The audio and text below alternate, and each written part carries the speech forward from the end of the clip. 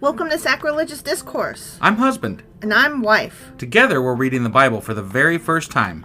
We grew up without religion and wanted to know what all the fuss was about. Well, what have we learned so far? That God is a dick, and apparently some people believe in talking donkeys. We're not trying to pass ourselves off as experts. Nope, we're just reading the Bible for the first time and giving our first take reaction. If you'd like to join us in this venture, you might consider starting at episode 1. Otherwise, jump in wherever you like. All right, let's go read the Bible. Yeah, let's get to it.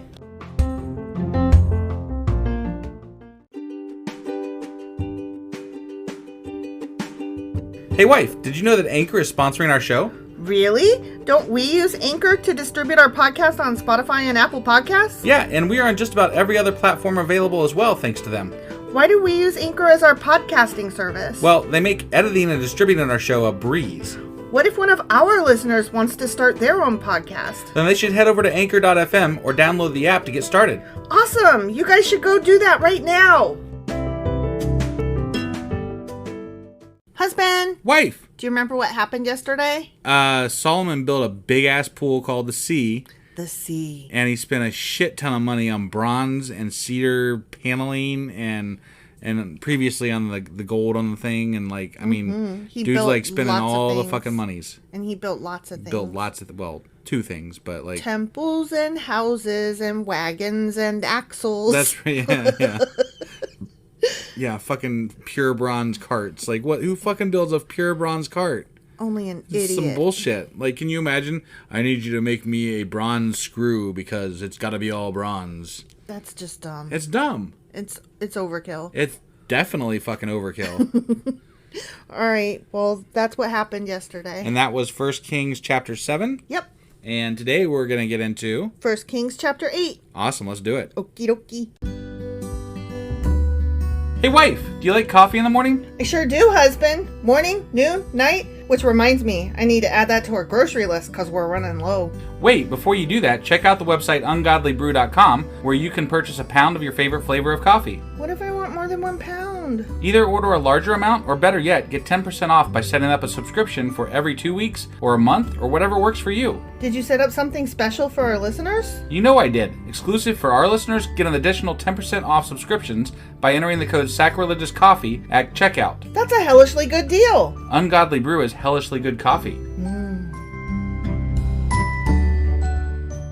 Okay, 1 Kings chapter 8. Okay. Solomon then summoned to Jerusalem the elders of Israel and all the heads of the tribes, the leaders of the ancestral families of the Israelites. Okay. They were to bring the Ark of the Lord's covenant to the temple from its location in the city of David, also known as Zion. All 12 of them, huh? All 12 of them. They're going to meet up first, grab the Ark, and then they're going to hightail it over there. Yeah. Get going. Put over whoever you like least. Make sure they're on the side of it, steadying it. Yeah, so that when it falls, they can touch it and die. Yeah. So all the men of Israel assembled before King Solomon at the annual Festival of Shelters, which is held in early autumn in the month of Ethanim. Good old Festival of Shelters. Festival of Shelters. I want to know what all these months are. I'm going to look those up. Right? I'm That'd be so helpful. Like, interested. It'd be helpful to understand. Yeah, yeah. So. Are these like pre-Greek? I don't know. I don't know anything about Hebrew months. I don't either. How many? Are there 12 in a year? I would imagine so. There's only like one calendar that does 13. Apparently that's more accurate, actually. I had read that too.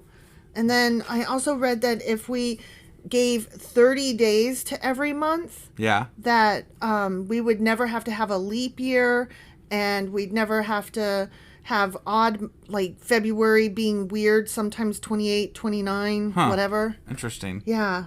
I thought that would be kind of cool. There's all kinds of weird things with time that don't make sense right now. It's a lot like the metric system where we're doing the wrong thing. Right. For no good reason. Other than tradition. America. Well, tradition. Fuck yeah.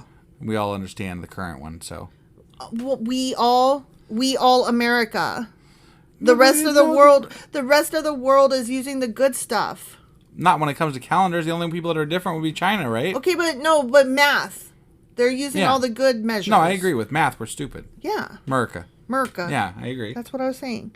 When all the elders of Israel arrived, the priests picked up the ark. The priests and Levites, there they are, brought up the ark of the Lord along with the special tent and all the sacred items that had been in it. It's interesting that they distinguish between the priests and the Levites because I thought the Levites were the priests. Right? Same. So that's interesting to me. Well, because the Levites are a tribe of their own, and they are all priests, but each little area has their own priest too. Right, but the Levites lived in all the lands. Remember, they didn't specifically live in just one area. Right. So technically, there should have been Levite priests for every area.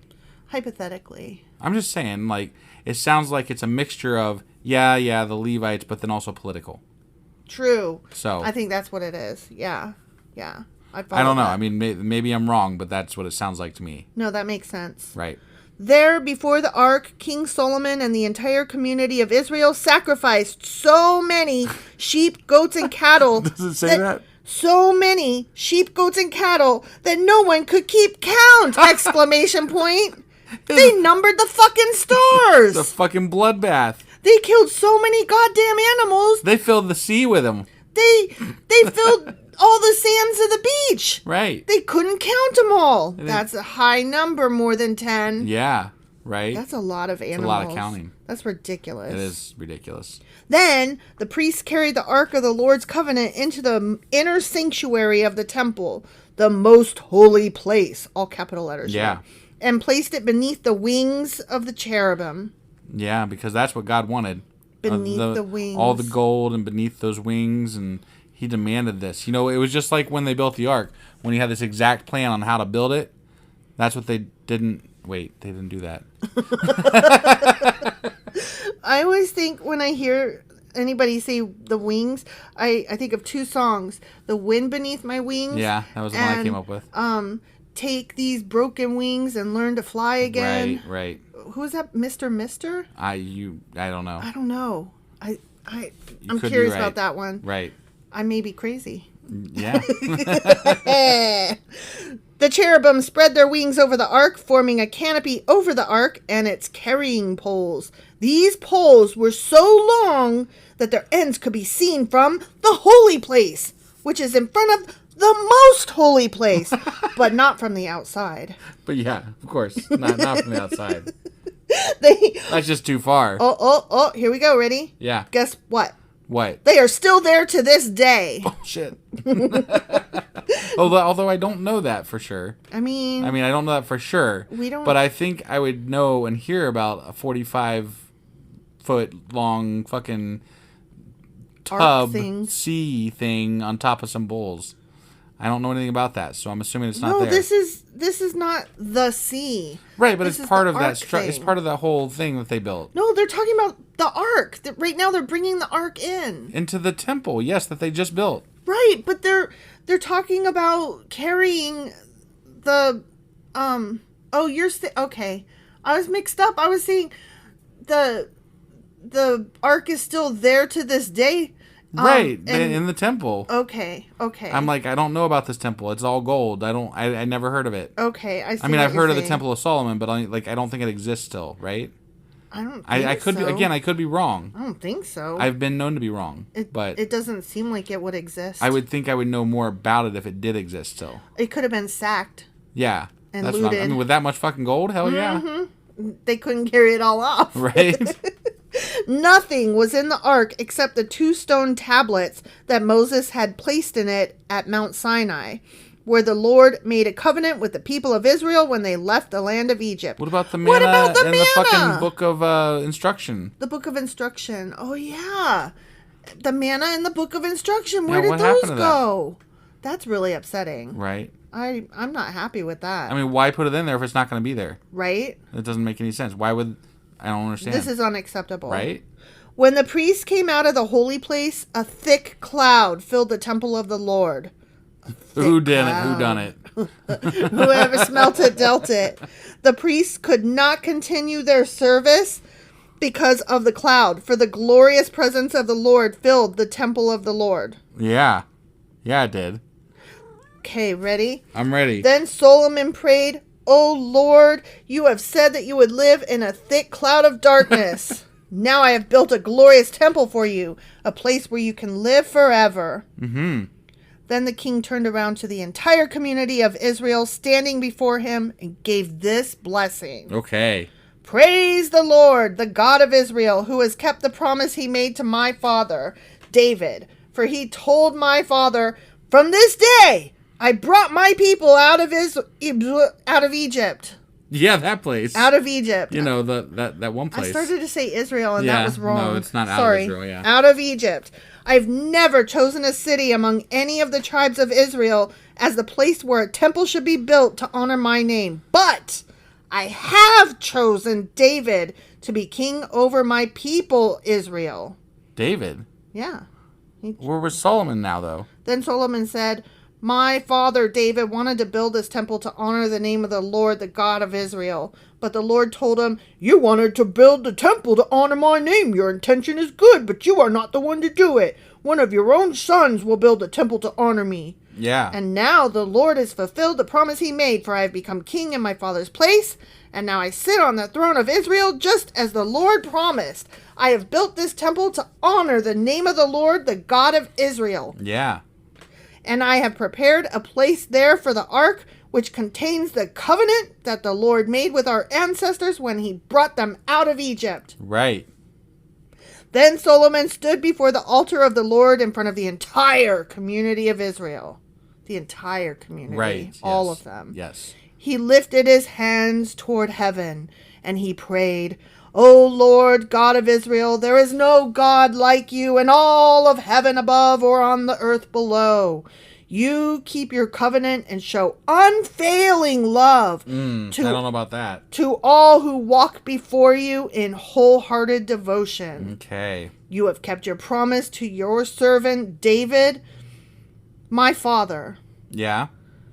By letting you build a gold place to store the ark. Yeah. Yeah. Okay. You made that promise with your own mouth, and with your own hands you have fulfilled it today. Wait, what? What? God has a mouth. I don't know. I'm okay. I'm confused. just gonna I didn't think on. you're allowed to even look at God. So how would they know this? Like specifically.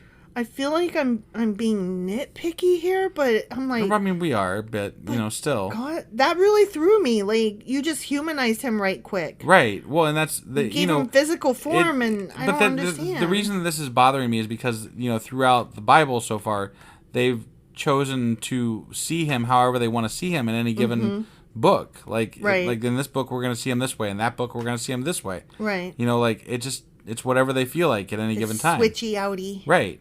Yeah, not kind of cool. bullshit. It's bothersome. Right. And now, O Lord, God of Israel, carry out the additional promise you made to your servant David, my father.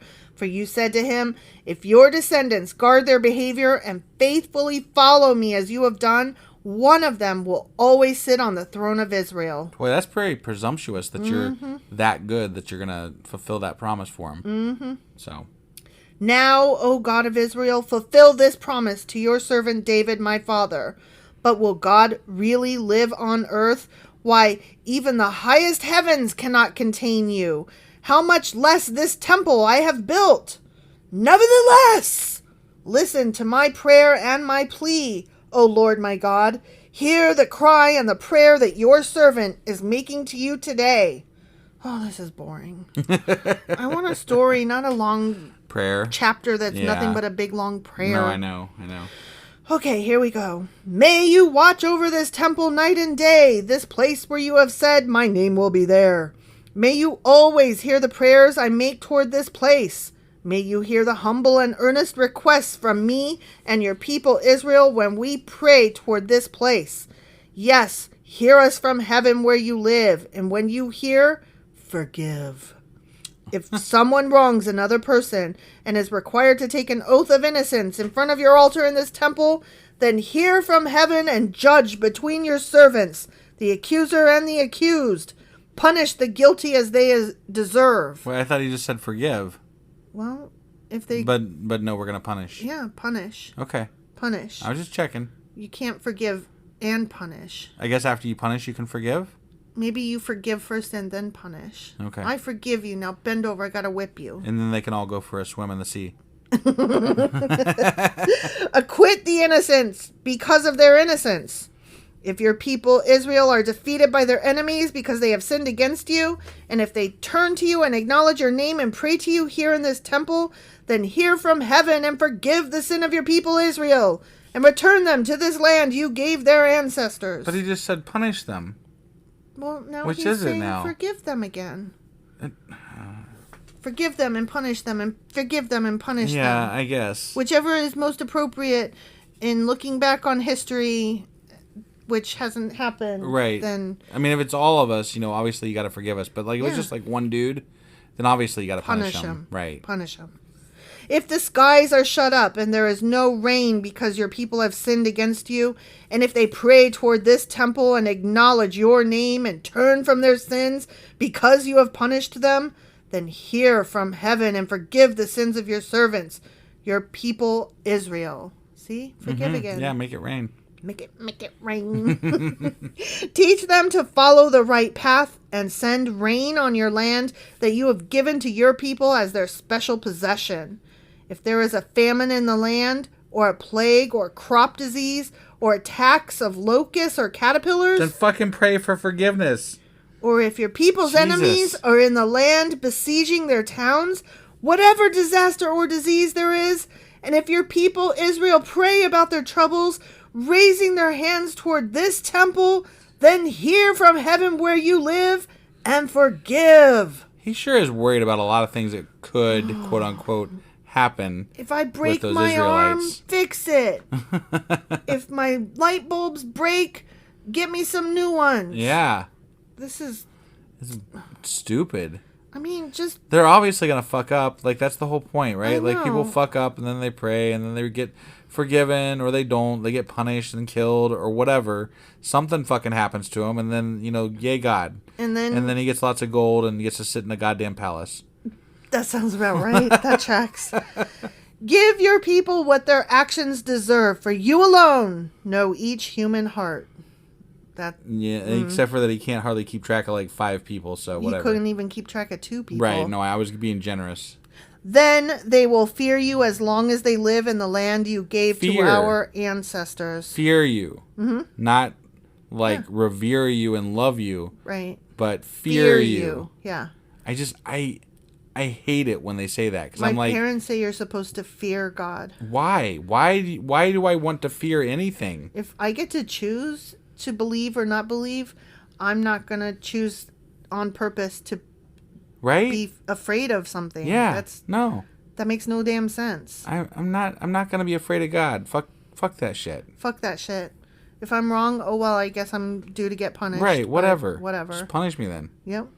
In the future, foreigners who do not belong to your people Israel will hear of you. That is true. Mm-hmm. That did happen. That did, yeah. They will come from distant lands because of your name, for they will hear your great name and your strong hand and your powerful arm. And when they pray toward this temple, then hear from heaven where you live and grant what they ask of you. Mm-hmm. In this way, all the people of the earth will come to know and fear you, just as your own people Israel do. This is kind of like acknowledging the fact that it's going to spread, right? Mm-hmm. So, like, this is the first time I've really heard them acknowledge that, yes, there can be other people that worship God outside of the Israelites. And it's not just his chosen people, but there's going to be more people that worship him and love him and whatever. Fear him. Fear him. So. Yeah. Fear. But that's the first time I've really heard it. Like, it's going to be more than just us. Yeah. There's going to be others. Yeah. They too will know that this temple I have built honors your name.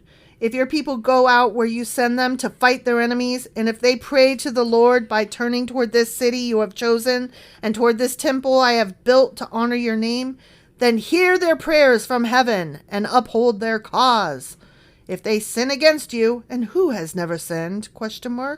You might become angry with them and let their enemies conquer them and take them captive to their land far away or near. So I got to ask a question here. Mm-hmm.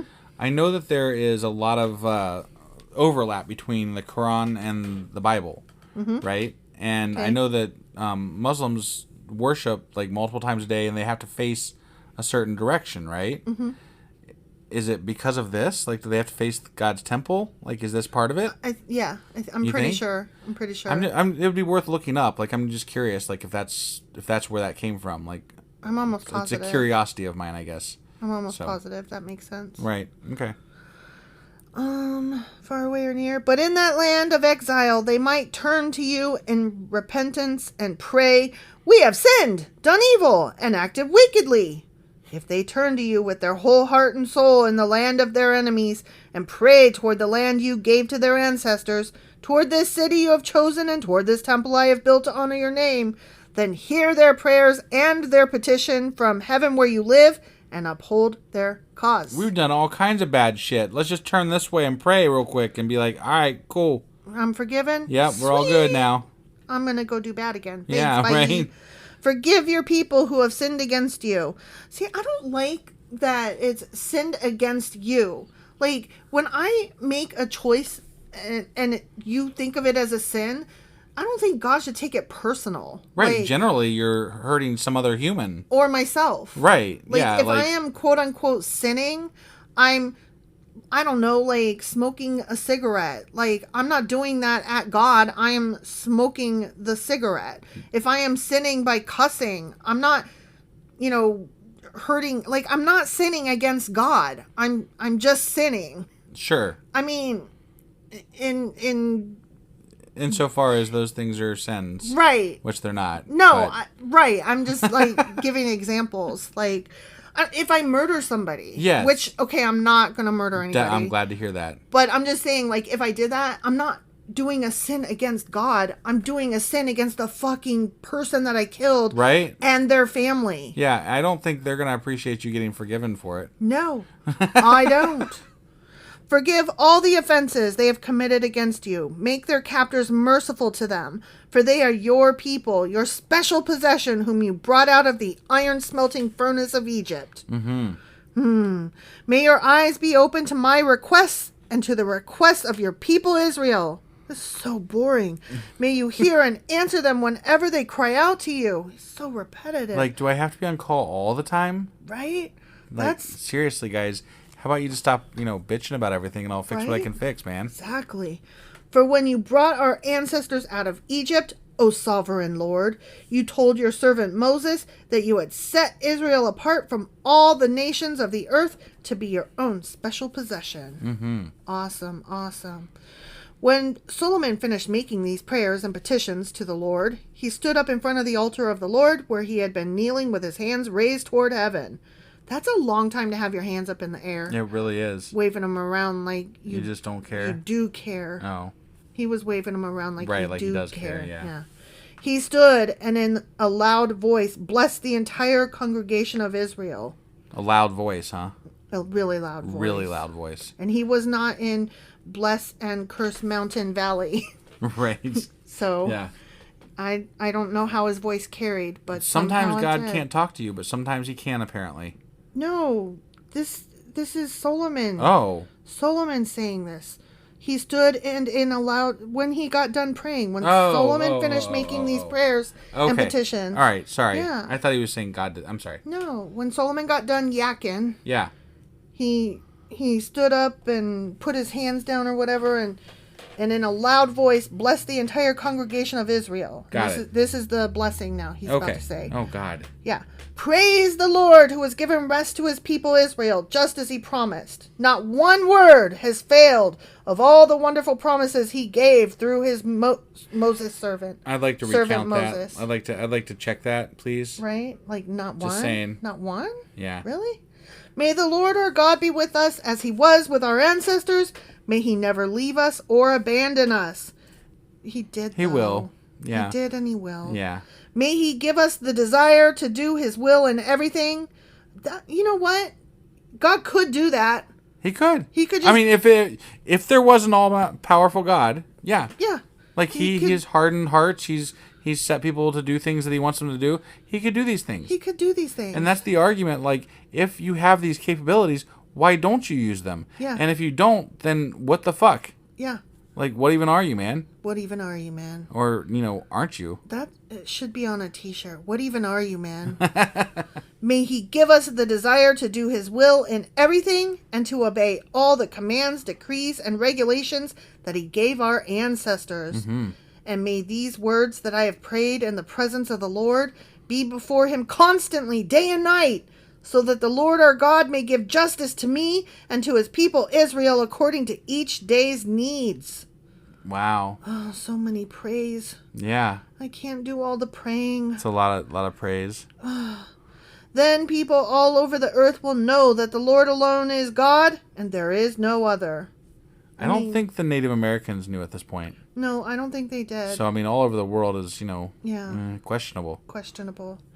Yeah, indigenous peoples on various continents did not get exposed to this until, way later. Right, yeah. And so they're, just being very presumptuous that they're the only people on the planet. Yeah. Kind of like people today are presumptuous that our planet's the fucking center of the solar system and, only 6,000 years old and, right. We can't have galaxies. I've heard people say that they think that, just because God is different in different areas doesn't mean that God didn't exist. He presents himself differently in different areas or something like that. And I'm like, no, I think just people don't like death, really. That's really all it is. People don't like death because God is more than just the afterlife. God is also about morals, right and wrong. Yeah. And God is also about what is the other one? There's another one. It's the afterlife and it's forgiveness, redemption, right and wrong. Sure. That kind of thing. Yep. And it's also controlling the masses, making them behave at each other. Yeah, it's a rule book. It's a fucking rule book. It's a social construct that makes you cook your meat. Right. So you don't die. Yeah, and you don't eat the cloven hooves or whatever. Right. Whatever the fuck. Right. Who cares? Right. So, it's not... It's a social It's how construct. society formed. You have to have rules, and the easiest way to make rules for what you don't understand is creating something that brings order to things you don't understand. Mm-hmm. We have to explain it if we want to make rules so that society forms to these rules. Exactly. Okay, so the reason we're doing this is because there's something over there that's going to punish you. Yeah, yeah. There. Done. And you may be completely faithful. Oh, may you, not you may. May you. Got it. And may you be completely faithful to the Lord our God. May you always obey his decrees and commands, just as you are doing today. I guess they're doing a good job right now. Good job, people. Yeah, good job, guys. Then the king and all Israel with him offered sacrifices to the Lord. More sacrifice. They just sacrificed a shit ton. They got a mountain of animals. Right. Ugh. And the streets ran with blood. No, that was a me. Okay. Not a Bible. I was like, is that what it says? Jesus. Solomon offered to the Lord a peace offering of 22,000 cattle. What the fuck? And 120,000 sheep and goats. Oh my God. And so the king and all the people of Israel dedicated the temple of the Lord. Oh my God. That is That's a fuck ton of killing. That's a genocide of species. Jesus Christ. That is so many fucking sheep and cattle. Oh my God. That's impressive, actually. In a grotesque way, not in a... Right. It's impressive, but not in an impressive way. Right. Does that make sense? It's something, yeah. That same day, the king consecrated the central area of the courtyard in front of the Lord's temple. He offered burnt offerings, grain offerings, and the fat of peace offerings there, because the bronze altar in the Lord's presence was too small to hold all the burnt offerings, grain offerings, and the fat of the peace offerings. Yeah, I bet. I mean, that was a lot of fucking offerings. This is ridiculous. Then Solomon and all Israel celebrated the Festival of Shelters in the presence of the Lord our God. Well, that's wonderful for them. A large congregation had gathered from as far away as Lebo Hamath in the north and the brook of Egypt in the south. The celebration went on for 14 days in all. Yeah, 7 days. They had to eat that fucking meat up, man. Jesus. 7 days for the dedication of the altar and 7 days for the Festival of Shelters. After the festival was over, Solomon sent the people home. They blessed the king and went to their homes joyful and glad because the Lord had been good to his servant David, and to his people Israel. The end. They were happy just because they got a lot of shit to eat. You fucking kidding me? Do you think they had leftovers? I mean, Jesus, that was a lot of fucking slaughtering. Do you think they had doggy bags? No. They took back home with them? They probably wheeled them out in the bronze carts. Oh my gosh. That's silly. All right, well, that was 1 Kings chapter 8. Sure as fuck was. And tomorrow we will be getting into 1 Kings chapter 9. All right, we'll see you guys then. Bye.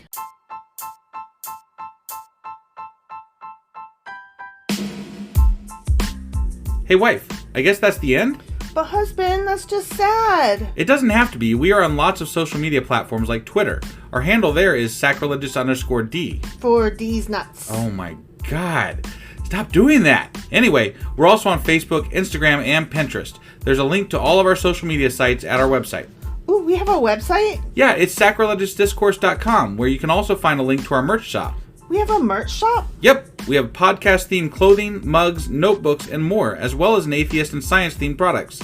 Wow, our fans should really go check that out right now. Definitely. They can get in touch with us by sending an email to sacrilegiousdiscourse@gmail.com. But before they do that, we could really use some help. Oh yeah? With what? Well, it's not free running the podcast, and we need some financial support in order to get better equipment, which will free up time so we can concentrate on our podcast and our fans. Okay, so what should they do?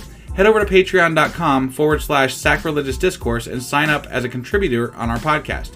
Supporters there receive additional bi-weekly episodes that we record just for our Patreon members for as little as $2 a month. Also, we'd really appreciate it if you would like and subscribe on whatever platform you're using. And Apple Podcast reviews help us out tremendously. Like and subscribe. Leave an Apple review. Join us on Twitter. Support us on Patreon. That's a lot of instructions. Don't forget to say thanks. Thanks. Okay, bye.